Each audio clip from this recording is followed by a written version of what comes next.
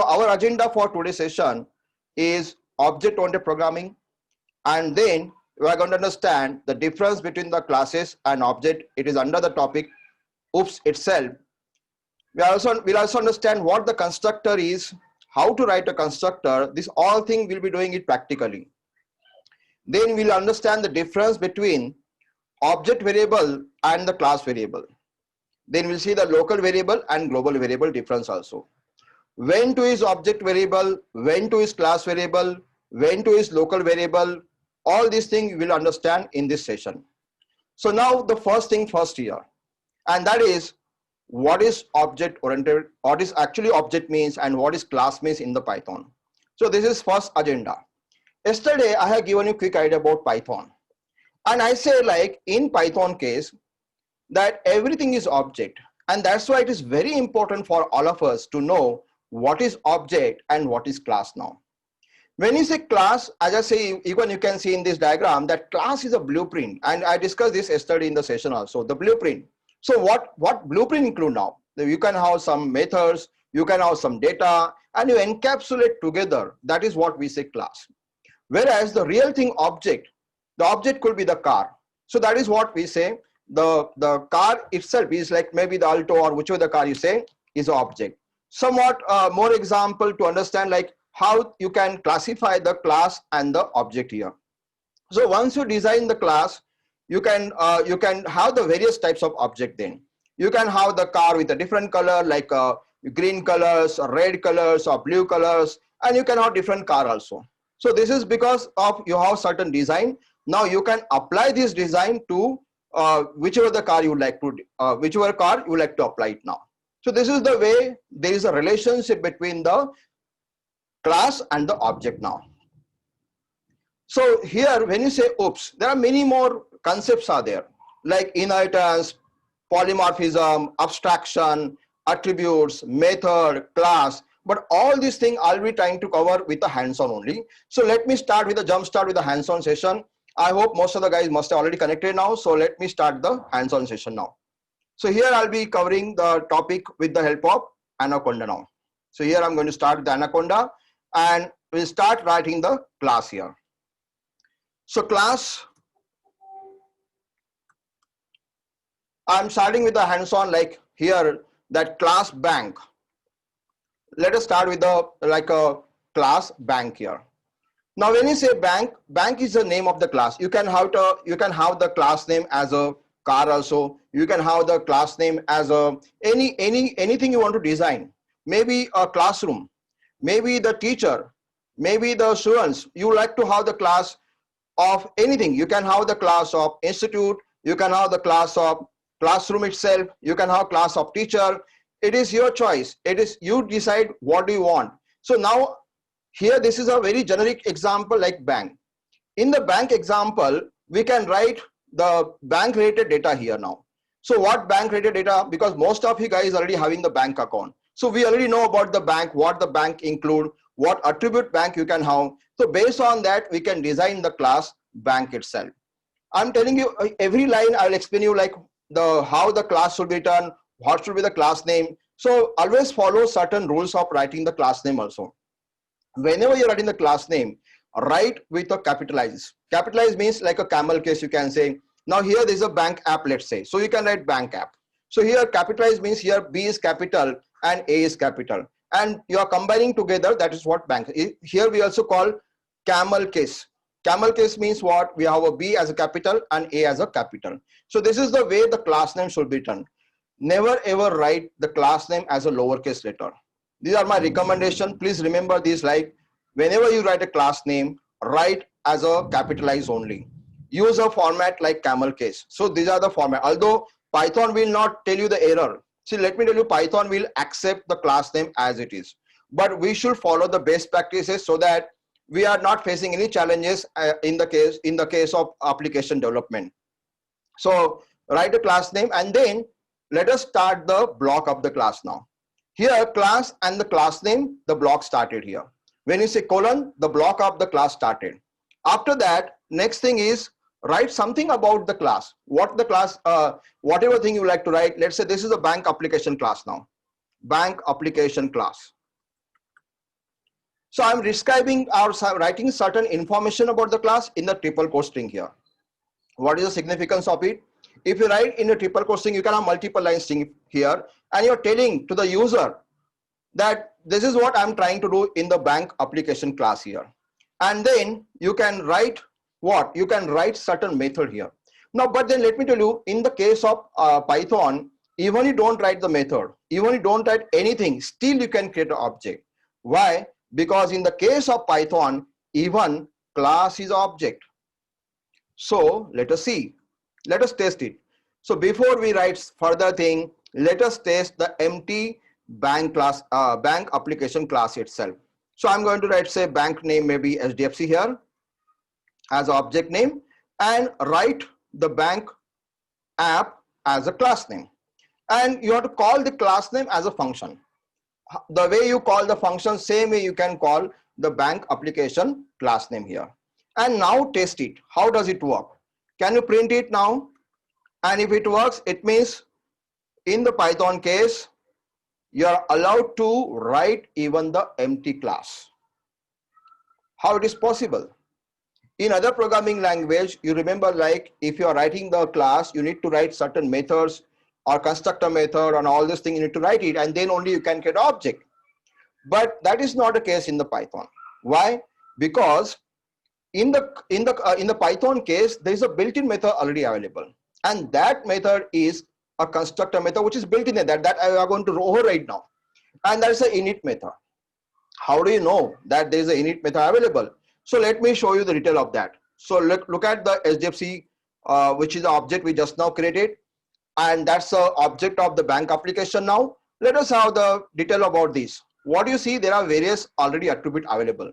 Now these attributes I have not defined, but they are already there. Why? Because these are inherited from the superclass, and that is object.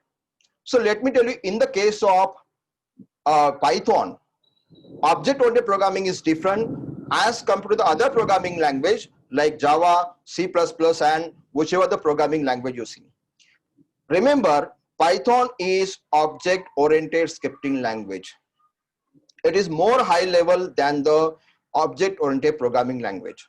Many say more high level means what? More high level means here it is more English oriented, more natural. It is not, we are not going to deep up the can say the hardware part or understanding the computer peripheral here.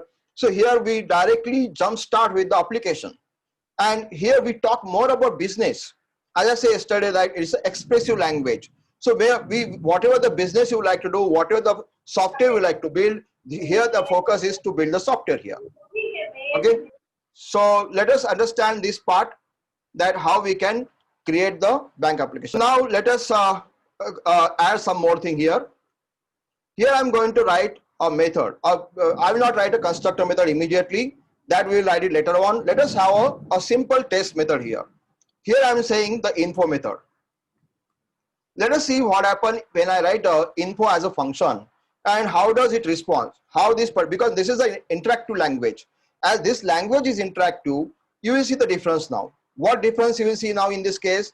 The difference is, like in this case, whatever you try, you get immediate response now. So here I'm trying something new. I'm saying this is the info method, and here I'm just writing a print statement. So welcome to bank information, right? This is the way the info method is written now. And let us try to access it now. What happened? We are going to check it. Usually we do that way, this way only, right? And see the result. What you see, there is a one error. And this is very important to note. We are trying to create an object and trying to access the method here. That is the bank application method. So how do you check, like, what is the challenge here? You can see it is showing like info takes 0 positional argument, but 1 was given. Where we are given, we are not given anything. But in the Python case, what happened? It always assumes that you are passing one argument. So which is the argument is passed by the class itself. So that first argument we call self here. And this is passed by the class itself. So let us test it now. Here it's saying that welcome to bank information, right? Now let us try to understand what I have written now. Here I return the class name, I return the one method info, and there's a first parameter which I return self. So what the self is here? So self is, let me write about the self here. Self is like a reference. Self is reference to the instance of a class. I'm writing it so that you can understand what the self is. So it's a reference. So for all that instance, you will see self is there. With the help of self, you can access the class data. So that's why I say it's a object reference also. So if you would like to access some data from the class using the object, you need to have the self here. Now how you are going to use it? Let us say the bank is having some name now. I'm just passing one argument here. Now, if you want to print the bank name, you can simply say bank name is %s and just say percentage name. This is a local variable now. Name is a local variable and I'm just printing it. So let us see how does it work now. Firstly, when I'm passing argument, it is asking me, and I'm purposefully showing you the error also. Understand, whenever you are passing argument, you have to pass it now. It is asking only one argument, not two argument, because first argument self is already passed. Now what the argument I should be passing now here in the info case, it should be the name. So it is like HDFC Bank, let's say HDFC Bank. This is the name of the bank itself. And let us test it now. Working? Fine. So it is saying that welcome to bank name is HDFC Bank. So what is the argument you have passed now? It is just working here now. Now let us see, like, can I access this local variable that is a name using this object HDFC? Let us test it now. HDFC is object now, trying to access name, and we'll try to print it now. What do you see here? It says that bank application object has no attribute name. So remember here now, you cannot access local variable using the object. This you can see it also, but you can access object variable. Now how to define object variable? To define object variable, you need to use a self now. Using the self, you can create object variable. Let us say self.name and provide the value from the local variable, whichever you are passing it. So here this becomes the object variable.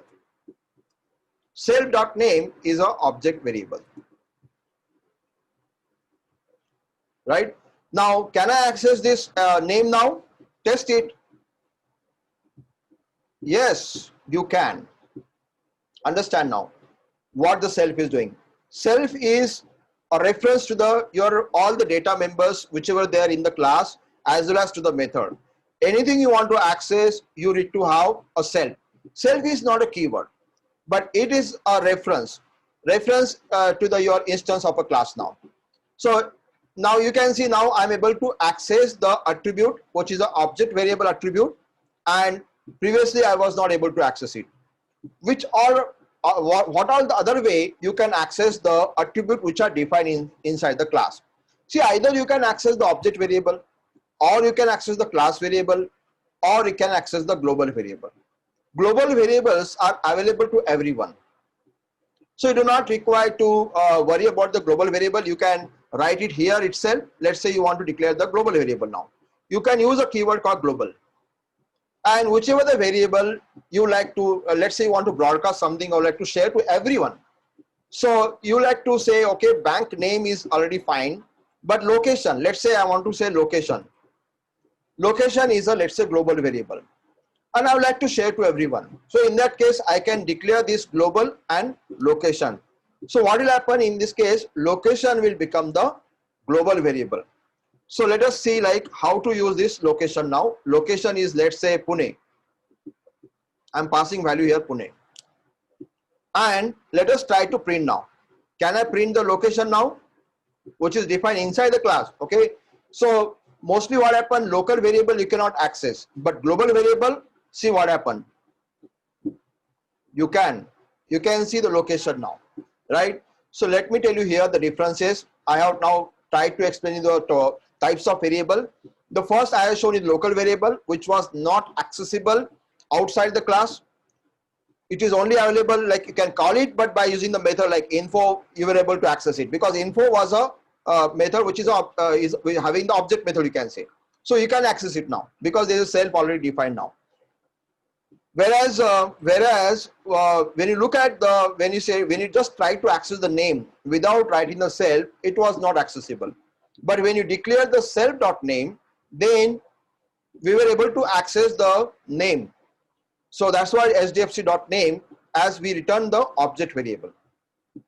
Then I say, like, you can also access without even declaring the self dot name, but that is a global variable. Let me tell you, global variable is little bit risky to write. Why? Because it is like, this is a variable is only when you use it when you want to share to everyone, means it is available to all other classes also.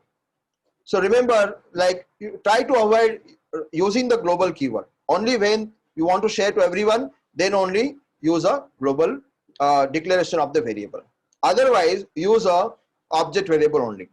I will recommend to use a object variable whenever you like to share the data to the object, and only the inherited classes only. So that time you can use a object variable.